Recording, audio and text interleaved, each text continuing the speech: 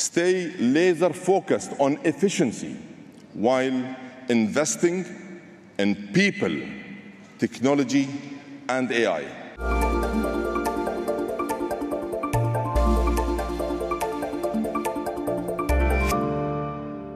Hello and a very warm welcome to a special edition of Energy Frontiers, brought to you from the biggest energy exhibition and conference in the world. It's ADIPEC 2025.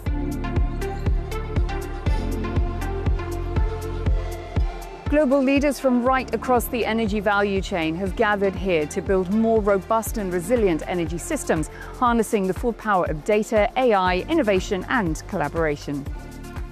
ADIPEC broke records this year, attracting around 240,000 visitors and generating $46 billion in deals, including major upstream and LNG agreements.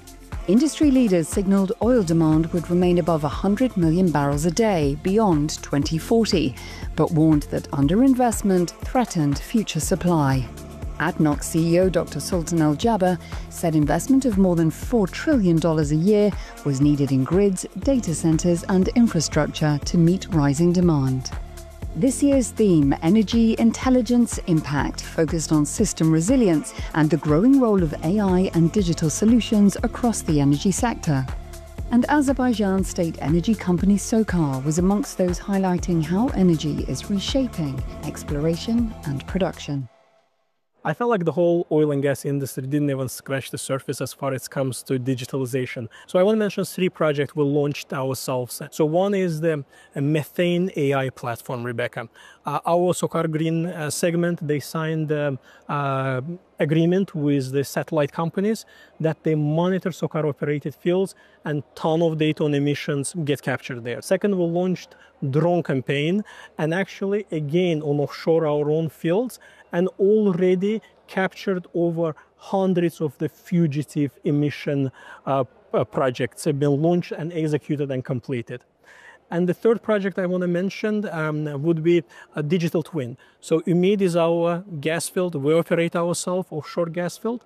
And we're right now gearing up to the full field development right now, Rebecca. How is SOCAR balancing production growth with the energy transition? And also, what are your plans for sustaining output from mature fields whilst also exploring new ones?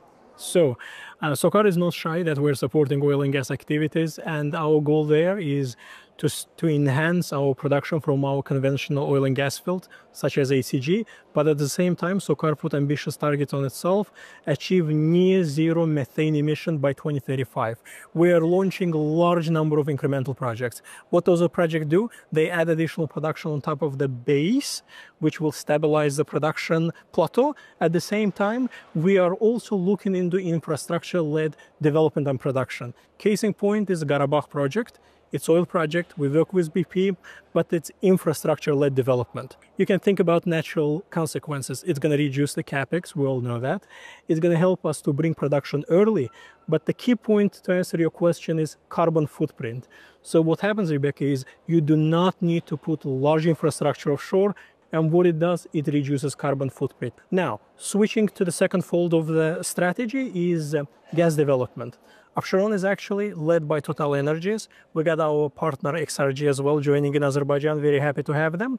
But what's happening is, along your normal KPIs such as IRR of the project, capex intensity, production, obviously output from the project as a gas, we are implemented carbon footprint measurements.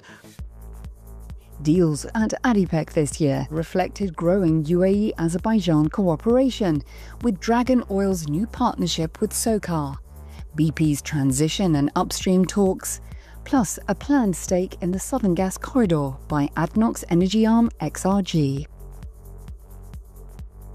AIQ, the Abu Dhabi company backed by ADNOC and Presight, which develops AI solutions across the energy value chain, spoke to Energy Frontiers about their strategic expansion in the Caspian region and how its technology, designed to slash emissions and boost safety, could benefit Azerbaijan. Ali, when it comes to AI, it's been much discussed, as it should be, here at ADIPEC 2025.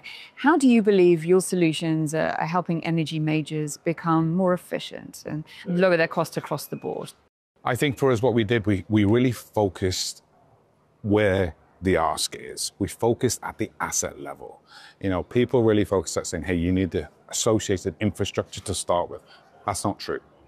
You really need to understand at the asset level, where's the problem? If it's on the wellhead, if it's on the rig site, if it's on any associated asset, we'll say, hey, what is that problem? What is the specific use case we're trying to address? How much data is available for us to evaluate that data and build a solution around that as well to drive that optimization. We have 14 solutions to date across the entire value chain itself, right? The upstream, midstream, or downstream. And which ones in particular will help accelerate the energy transition for companies? We have a solution that's called RoboWell. That sits on top of the wellhead itself. That provides asset optimization and stabilization of your well and increases your production. So when you think of saying, hey, we want to drive transition across the energy sector, this is the first of a kind autonomous solution that we've created that now you actually can do it much more sustainable, much more efficient, and without having to send personnel from a HSE point of view.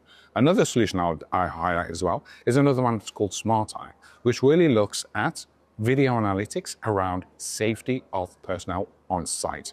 That again drives much more productivity on site to ensure that you're identifying any associated compliance elements from a safety, whether it's a slip and fall, whether it's associated, hey, the individual is going into a no-go zone. It sends these alerts and alarms real time to the command center, so actions are taken even before the event occurs. You have expansion plans from outside of your base here in the UAE. You're eyeing the CIS. Tell me more.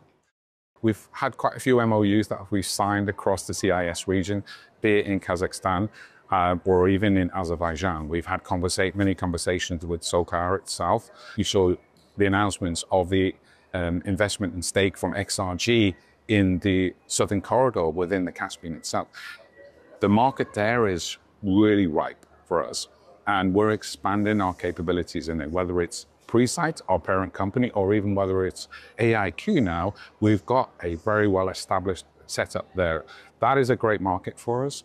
We're continuing to have conversations. We're continuing to ensure that we can look to deploy our solutions, because the fit for purpose that we've got in terms of our solutions, they're great here, but the environment there is very different. And we've got solutions that actually can be adapted and tweaked to fit those environments as well. Thank you so much for your time. Thank you very much. Well, that wraps up our special edition of Energy Frontiers, brought to you from the biggest energy exhibition and conference in the world, ADIPEC 2025. I'll see you again soon, but for now, goodbye from me and my AI robotic friend.